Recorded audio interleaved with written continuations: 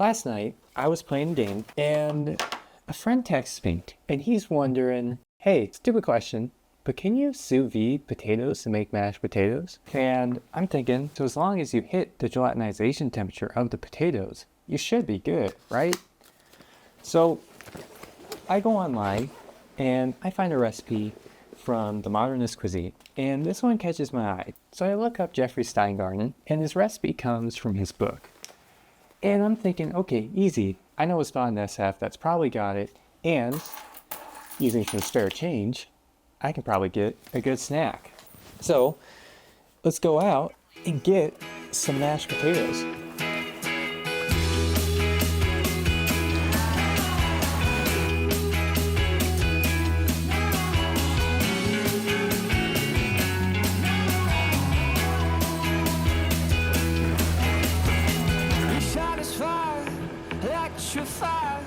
Gotta make the time to see I'll be on my ready beat. Take a step outside, little piece of mind. Gotta make the time to see I'll be going crazy in the sun. In the sun. Are you satisfied? Does it cross your mind? Gotta take the time to see you'll be on my ready. Won't you please me?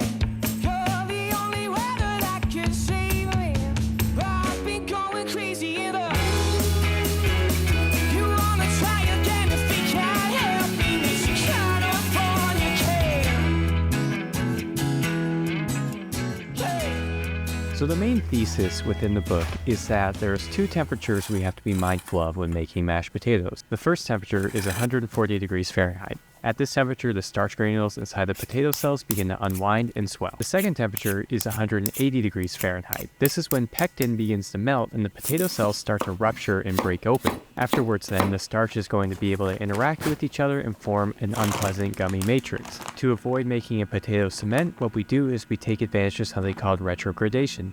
That's a process where once starch starts cooling down after it's cooked, it condenses among itself and forms a big tangled mess. That tangled mess, no matter how high you heat it back up, is not going to unwind, so it's going to prevent itself from forming that gummy matrix when we boil the potatoes later and melt the pectin.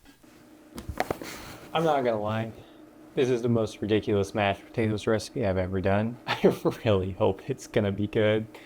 As the pectin melts, the potato cells begin to separate by themselves. It's almost a genius way to puree potatoes without actually doing anything.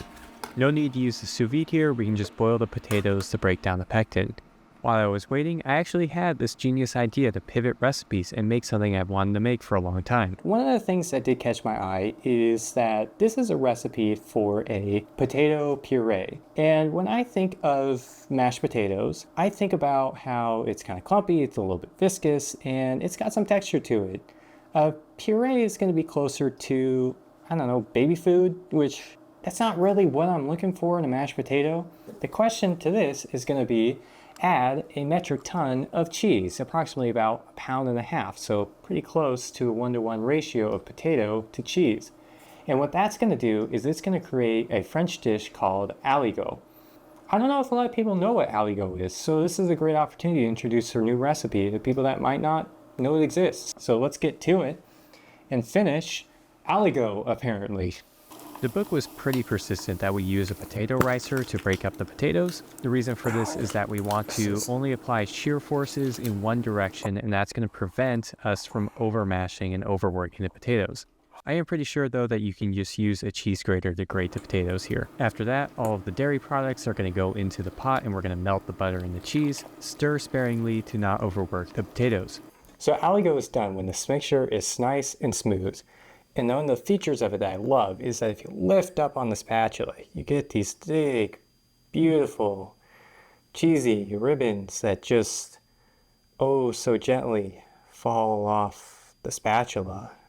And, sorry, I lost my train of thought there. But if you never had this dish before, this right here, this is aligot. And you have got to frickin' make this because it is freaking delicious. So go out, get some potatoes, and go make this.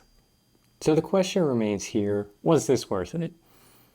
For doing mashed potatoes, I think just mash it a normal way, or at least I gotta tweak this recipe a little bit because it's Good for if I am doing a lot of other things, like say a Thanksgiving dinner and I just want to do it, but I don't think potato puree is the mashed potatoes that I personally want.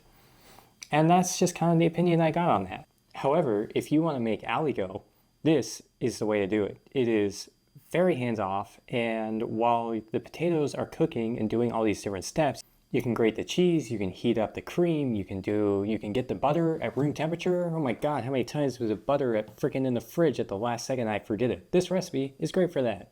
You have like 3 different chances to take the dang butter out of the fridge. So, would I say to make this? I think make aligot if you've never had it before. It is delicious. You can throw whatever cheeses you really want in there. Just make sure there's a melty one.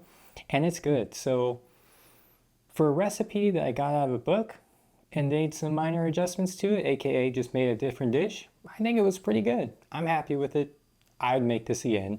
Now with all that said, the smell of this is wafting over to me right now. And frankly, I'm going to go take a spoon to this and see how much aligot I can shove in my mouth. So if you like this content, subscribe, and I will see you on the next one.